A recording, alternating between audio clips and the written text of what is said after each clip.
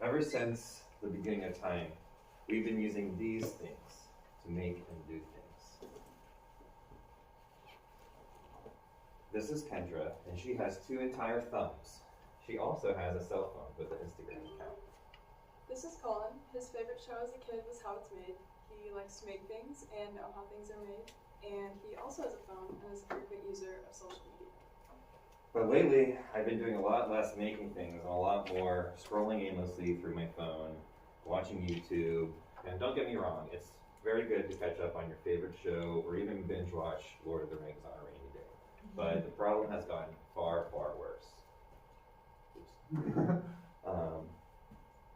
Lately, phone addiction and mental health issues continue to rise.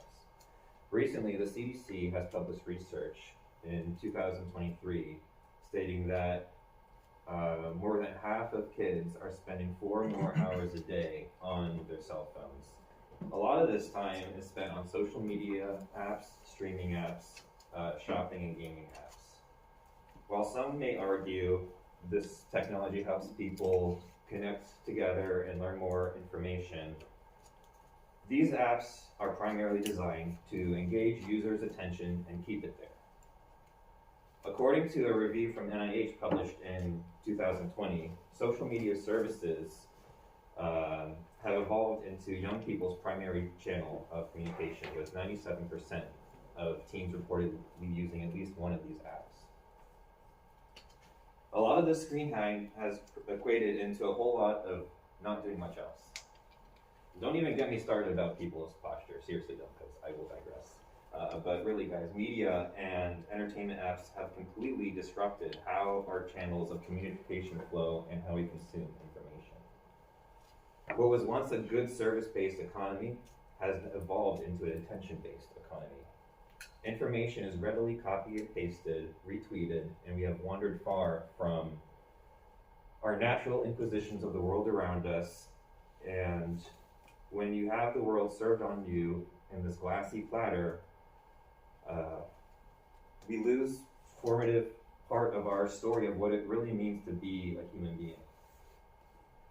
This shift not only impacts how we connect and share with one another, but it also erodes our sense of imagination and robs us of the opportunities that potentially we could come up with on our own.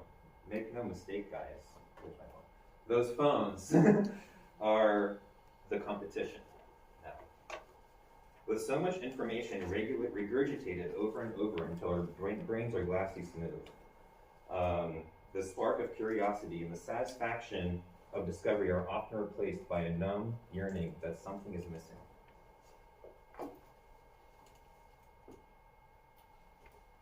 In today's technology-reliant world, there are fewer opportunities for self-expression, exploration, and pride in our work. Social media encourages passive consumption. Schools and workplaces prioritize efficiency. There is less appreciation for creative expression. This lack of creativity can lead to stress, dissatisfaction, and boredom. 2024, Kara Yakubian writes, despite the growing accessibility of entertainment, people are reporting more frequent experiences of boredom with potential adverse effects on mental health, learning, and behavior. We rely so heavily on instant gratification that activities and personal projects no longer feel satisfying or fulfilling.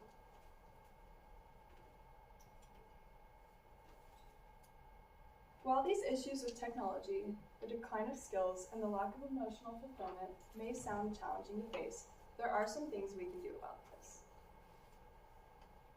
According to Orban in 2019, excessive screen time is linked to lower creativity, higher stress, and decreased overall well-being. You can practice art and spend less time on screens by swapping 20 minutes of scrolling for 20 minutes of whatever kind of art you wish to pursue.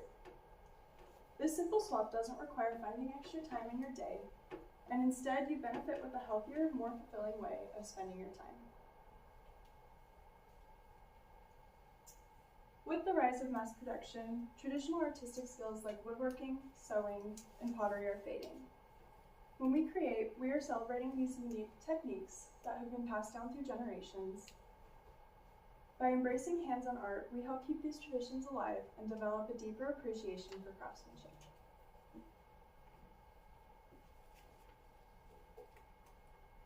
Engaging in art is not only a creative outlet, but also a powerful tool for enhancing both cognitive function and emotional well-being.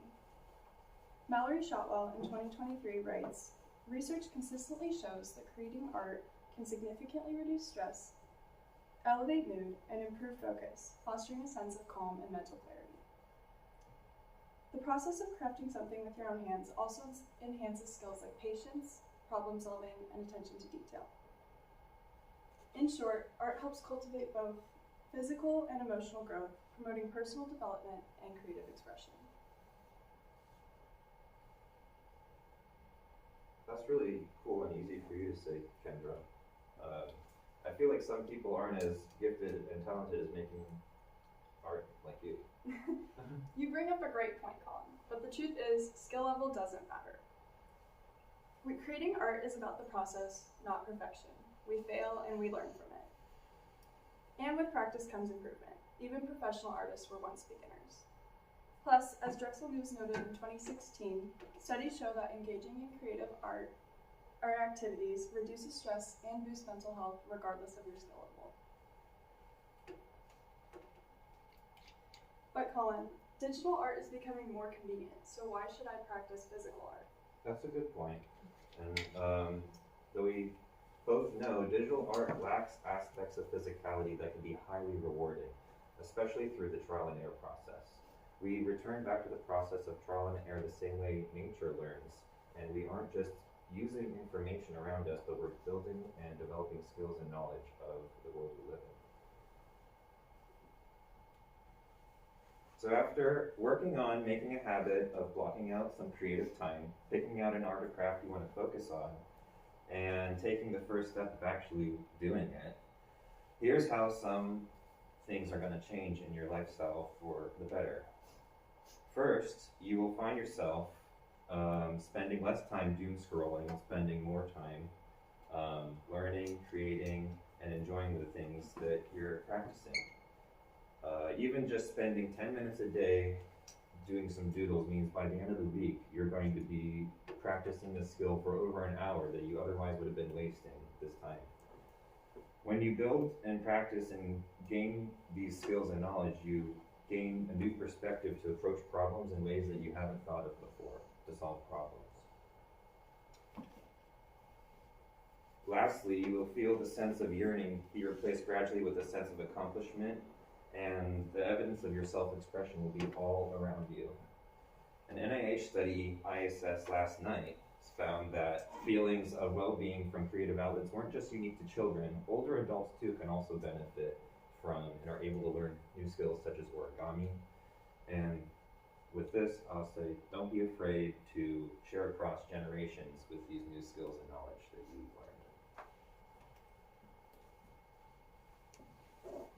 These ideas of spending more time making and learning, increasing skills and knowledge sharing, and greater feelings of accomplishment all sound like such an improvement. So how can you get these benefits in your life without making it a big task? Option 1, if you're worried time is an issue, is to trade your phone time for creative expression. Take 10 to 15 minutes of the time you would normally spend scrolling social media or watching TV, and instead trade that or try to draw or paint something simple. A second thing is, if you're thinking money might be an inhibitor, don't worry. Art doesn't have to be expensive. I challenge you guys to try to make something today with stuff you have around your house. That could be a magazine collage or a sculpture. In conclusion, art is such a broad term. It doesn't just have to be painting or drawing. You can explore sculpture, sewing, collage, crafting, origami, paper mache, really anything that inspires creativity. Whether it's one of those things or something else that inspires you, let's make it a goal to use those thumbs we were gifted with to make something we can be proud of. Thank you.